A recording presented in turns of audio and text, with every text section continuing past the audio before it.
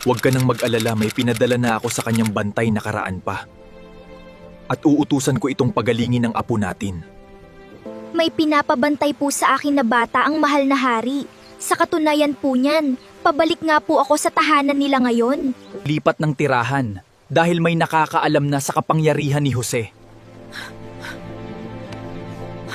Sunugin! Sunugin! Sunugin! Sunugin! Eduardo, halika nga dito.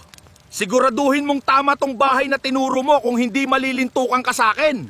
Opo, Kapitan Ali. Diyan nakatira sila Rodel kasama yung nanay niya. Kung sino man nasa loob ng bahay na to, lumabas kayo ngayon din! Mabuti at nalaman na ng taong bayan ang lihim ng batang yun. Ngayon ako na lang matitirang malakas sa lugar na to. Kayo ba ang nanggugulo dito sa baryo namin? Ang dami ko natatanggap na reklamo tungkol sa mga nawawalang alagang hayop. Kapitan Ali, pati po yung mga alaga kong itik at manok, nakita ko po inubos ng kalbong aswang. Baka kasamahan nila yung kalbo na yun. Loko yung babaeng yun ah. Manok lang naman kinain ko, bakit pati itik sinama?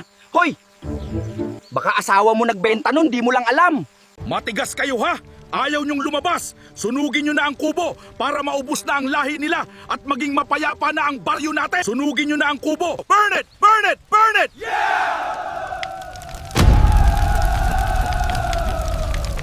Malapit na ba tayo sa tahanan nila, Buboy? Opo, malapit na po tayo, Prinsesa Lira.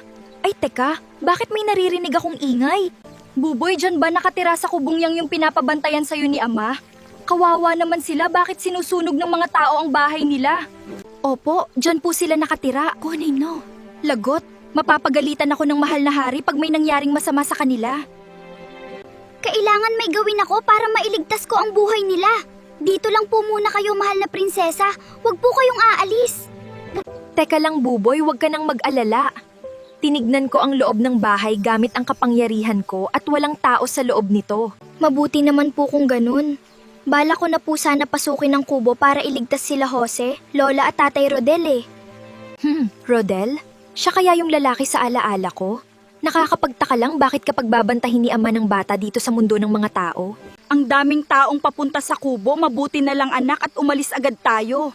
Dahil kung hindi, baka ano na nagawa nila sa atin. Oo nga po. Mabuti na lang din. Medyo bumaba na yung lagnat ni Jose. Mukhang effective po yung gamot na pinainom ko. Sana magtuloy-tuloy na ang paggaling mo, apo ko. Tumigil kayo! Anong ginagawa nyo dito sa teritoryo namin? Paumanhin po kung napasok namin ang lugar ninyo. Napadpad lang po kami dito dahil sa mga taong humahabol sa amin at gusto kaming saktan. Tama na ang satsat. Nagpapalusot ka pa. Tara na, dalhin silang lahat kay Pinuno. Siya na ang bahala humatol sa kanila. Pinuno, nahuli po namin silang pumasok sa teritoryo natin. Patawarin niyo po kami kung napasok po namin ang lugar niyo, hindi po namin ito sinasadya. Alam niyo naman siguro ang batas namin. Nasa oras na mahuli namin kayo sa lugar na to, ay hindi na kayo makakalabas pa.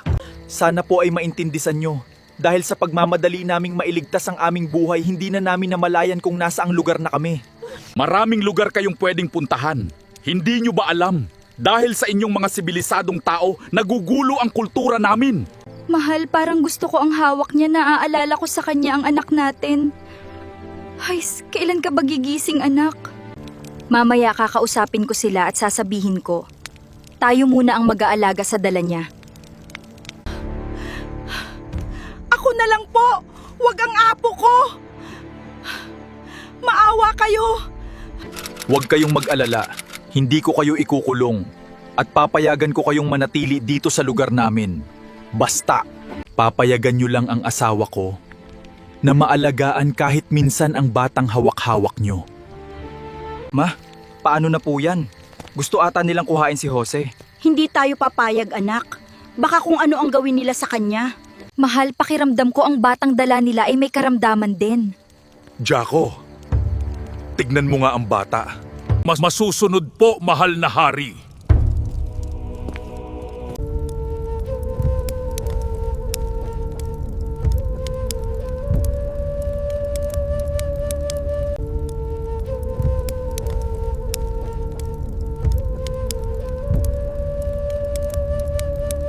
Paanong nangyari to? Bakit may mga taglay siyang kakayahan na tanging diwata lang ang mayroon? Ano ang iyong nakita sa batang yan, Jaco? Mahal na hari, mukhang natagpuan na natin ang makakapagpagaling sa anak nyo. Ngunit sa ngayon, kailangan niya muna magpahinga. Totoo ba yung sinasabi mo? Sana ay hindi mo kami pinapaasa. Malalagot tayo, nalaman nila na may kapangyarihan si Jose. Ano nang gagawin natin ito ngayon?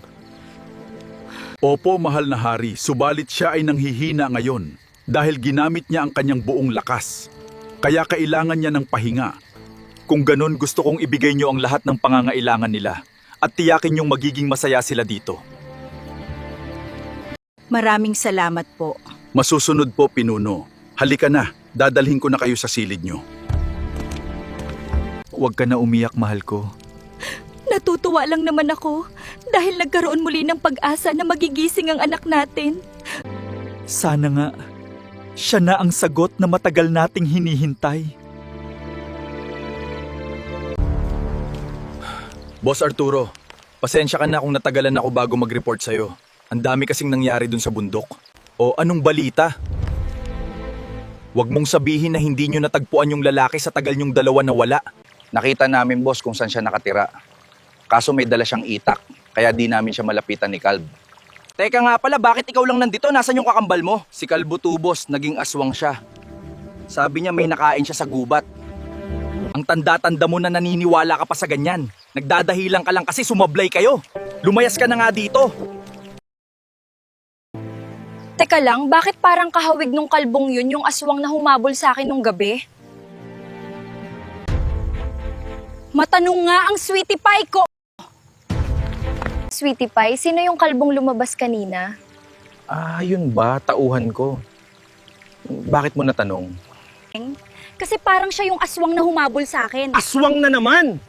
Teka, nasa na nga pala yung pera na pinangako mo sa akin? Dala ko na sana. Kaso hinabol ako ng aswang, nahulog ko tuloy. Isa ka pa, nagdadahilan ka din. Puro kayo palpak. Maniwala ka sa akin, sweetie pie. Lumayas ka na dito. Ayaw na ayaw ko pa naman sa lahat yung sinungaling. Mahal na hari, hindi po namin makita si Prinsesa Lyra. Hindi rin po namin maramdaman ang presensya niya sa buong kaharian natin. Sige Zilong, makakaalis ka na. Onfornia. Bumalik na kayang muli ang mga alaalang tinanggal ko sa isipan ni Lyra. Hindi ito maaari. Baka mapahamak na naman siya sa mundo ng mga tao.